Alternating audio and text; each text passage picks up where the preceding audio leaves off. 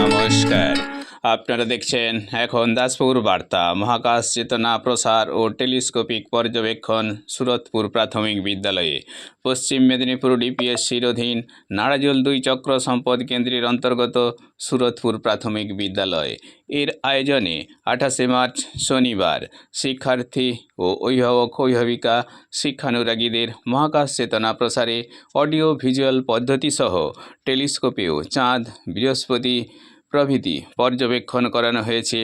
এই সহযোগিতায় ছিলেন পলাশ বিজ্ঞান বাড়ির পক্ষে ionosphere and earthquake research centre, Sitapur Indian centre for space ফিজিক্সের ভাইস চেয়ারম্যান, অবসরপ্রাপ্ত প্রধান শিক্ষক শিক্ষারত্ন Subrata Kumar Burai, research scholar mister Tarak Bera এবং মিস্টার অয়ন সামন্ত।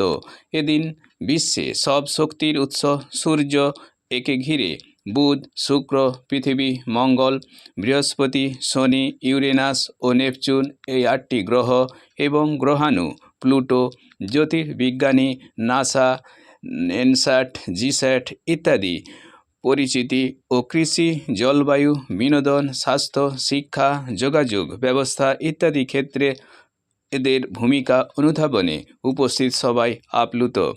এই বিদ্যালয়ের ভারপ্রাপ্ত শিক্ষক প্রদ্যুম্ন মাঝি, সহকারী শিক্ষক সজল ঘাটা, সিদ্দিক রহমান, সুদীপ্ত দাস শিক্ষার্থীদের এই আগ্রহ সঞ্চারে কৃতজ্ঞতা ব্যক্ত করেছেন।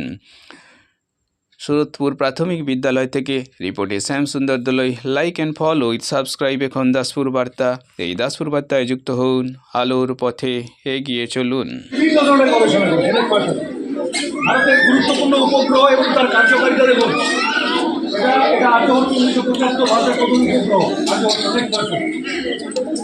এবার দেখুন, মায়েরা দেখুন একটু, এই যে বললেন মহাকাশ বিজ্ঞান বা মহাকাশ কেন কী বা কেমন আমাদের পরিচয়। দেখুন, এই যে ইনসার্ট সিরিজটা আছে, টেলিভিশনের সিরিয়াল বন্ধ হয়ে যাবে, কাল আজকেই বন্ধ হয়ে যাবে। ওই ইনসার্ট সিরিজটাকে যদি নামিয়ে নিয়ে আসা হয়, আপনারা কেউ কোনো রকমের জটিল সিরিয়ালগুলো আর দেখতে পারবেন। অস্বাস্থ্যকর সিরিয়াল সব হয় টেলিভিশন, রেডিও, টেলিফোন, আবহাওয়া পূর্বাভাস ইনসার্ট সিরিজ দ্বারা নিয়ন্ত্রিত। জিস্যাট সিরিজ উন্নত যোগাযোগ ব্যবস্থা, নেটওয়ার্ক। এটা IRS রিমোট সেন্সিং স্যাটেলাইট, কৃষি, বন, জলসম্পদ, পরিবেশ পর্যবেক্ষণের জন্য কাজে লাগে। ক্যাট্রোস্যাট উচ্চ রেজলিউশনের ছবি মানচিত্র তৈরি, প্রতিরক্ষা কাজে ব্যবহৃত হচ্ছে। নেটওয়ার্ক। এটা নেভিগেশন উপগ্রহ, নেভিগেশন ইন্ডিয়ান কনস্টেলেশন, ভারতের নেটওয়ার্ক। এটা দেখুন অ্যাক্রোস্যাট, ভারতের প্রথম মহাকাশ পর্যবেক্ষণ কেন্দ্র। চন্দ্রায়ন 3 এই যন্ত্রটা চাঁদের দক্ষিণ মেরুতে গিয়ে পৌঁছে গেছে। এটা মার্স অরবিটার মিশন, এটা মঙ্গলে গিয়ে কাজ করছে। এগুলো সব ভারতীয় প্রযুক্তিতে তৈরি, বৈজ্ঞানিক গবেষণা। এবার পৃথিবীর কিছু জ্যোতির্বিজ্ঞানীর ছবি দেখে নিন আপনারা। আমি এখানটায় দাঁড়িয়ে আছি, আমি এক জায়গায় দাঁড়িয়েই পাক খাচ্ছি, আমি এক জায়গায় দাঁড়িয়েই রোটেশন করছি। এটাকে অক্ষকেন্দ্র, বুঝতে পেরেছি?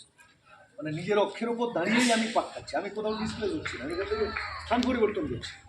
এটা সূর্য, তার পাশে আছে কে? বুধ আছে, তার পাশে আছে কে? শুক্র, তার পাশে আছে কে?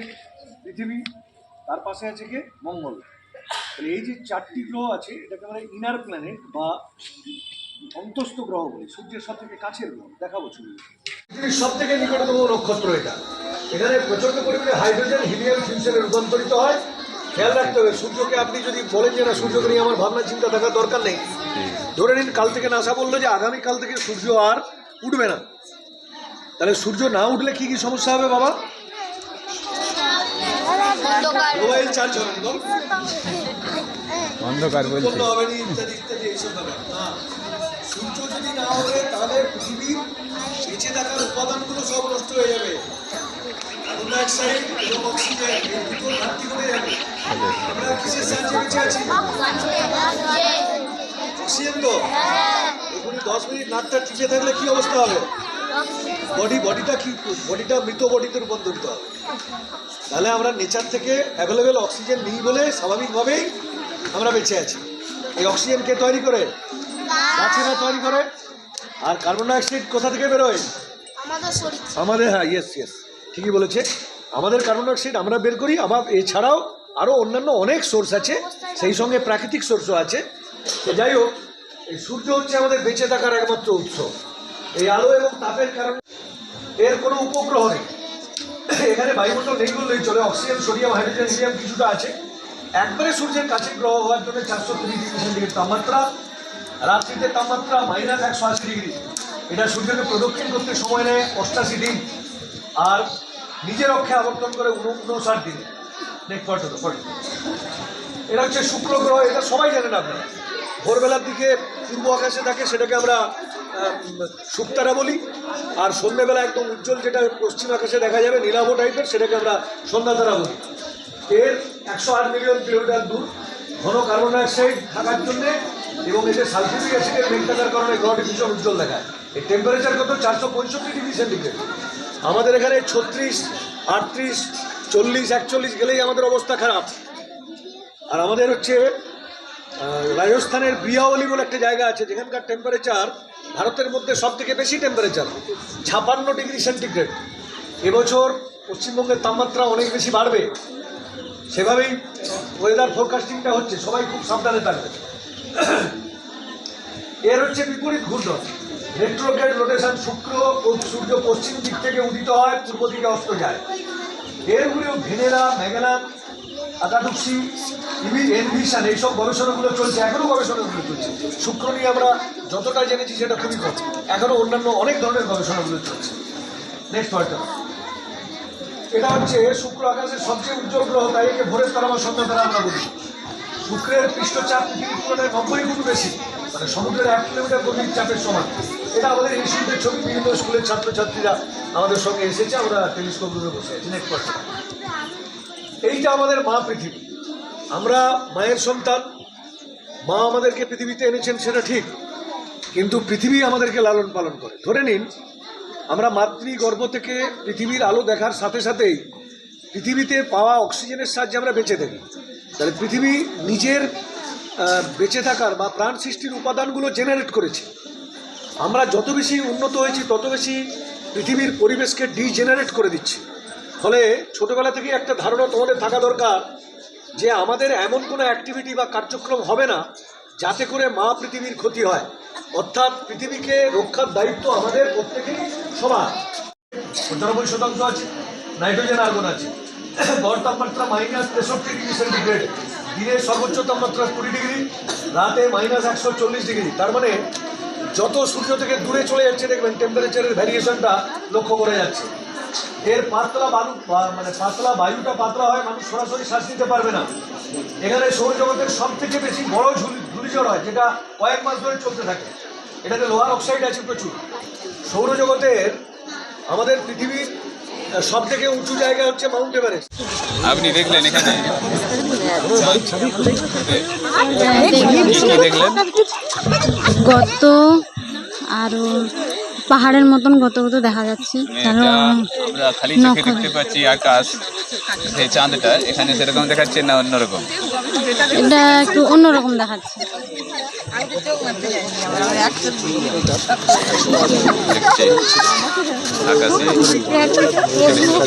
আমি একটু দেখবো, আমার দেখাই হয়নি, আমি দেখি তখন কিছু দেখতেই পাইনি। দেখা যাচ্ছে না, এটা অন্য চেঞ্জ করতে আমরা তার কাছ থেকে জেনে নেবো একটু নিচ থেকে দেখলে ভালোভাবে দেখা যাচ্ছে। নিচ থেকে উপরটা ঘুরে আপনি কি পর্যবেক্ষণ করেন বেন্দ্র টেলিস্কোপে? একটু করুন, এটা সাংবাদিক। খুব ভালো, হ্যাঁ বুঝতে পারছি। দেখে খুব ভালো লাগলো, চাঁদটাকে দেখতে পেলাম। উপরের শেপটা অন্যরকম লাগলো, নিচের শেপটা অন্যরকম লাগলো, গর্ত গর্ত গর্ত গর্ত এরকম বোঝা যাচ্ছে। হ্যাঁ হ্যাঁ হ্যাঁ, এরকম লাগছে। আর কালারটা কিছুটা মাটি মাটি, কিছুটা সাদা, এরকম টাইপের দেখাচ্ছে।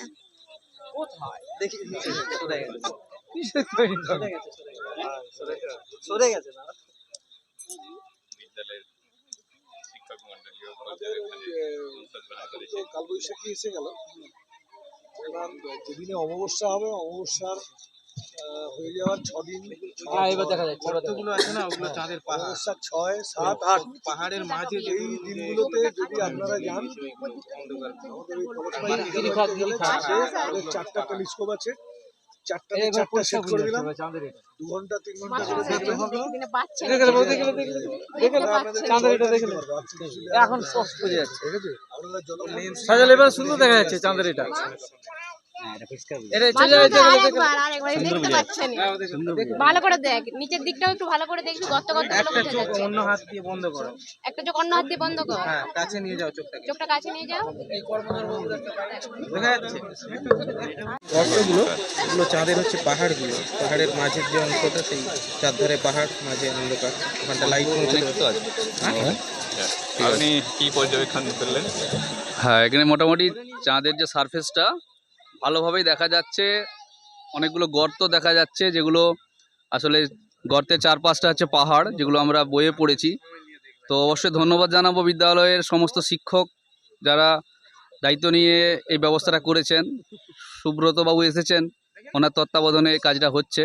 খুবই ভালো লাগছে যে গ্রামীণ পরিবেশে যে গ্রামের ছাত্রছাত্রীরা ভূগোলকে ভালোবাসছে, মহাকাশ সম্পর্কে তাদের যে ধারণা তৈরি হচ্ছে, সেটা সত্যি এখান থেকে আমি উপলব্ধি করলাম যে গ্রামের ছাত্রছাত্রীদের বিকাশে এটা খুবই একটা ভালো ভূমিকা পালন করবে। চাঁদের মাটি দেখেছি, চাঁদের মাটিতে কি দেখলে? তো শুধু আলো জ্বলছে না আরো কিছু? গর্ত গর্ত আছে। গর্ত গর্ত যা খালি চোখে দেখা যাচ্ছে ঠিক সেরকম নয়। না, সবুজ এবার চাঁদের এটা ভালো পরিষ্কার করি।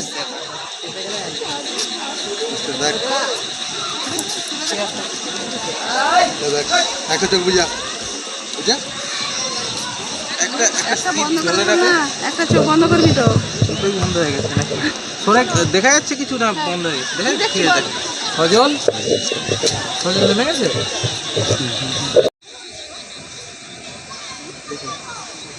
ওটাতে কিছু দেখা যাবে না, ওটা ফাইন্ডার। আমি যাচ্ছি কে আছে ওখানে? আর আমি ওই যে- আরে যখন যখন হচ্ছে গেটটা হয় তখন আমি মনে তো অনেকখান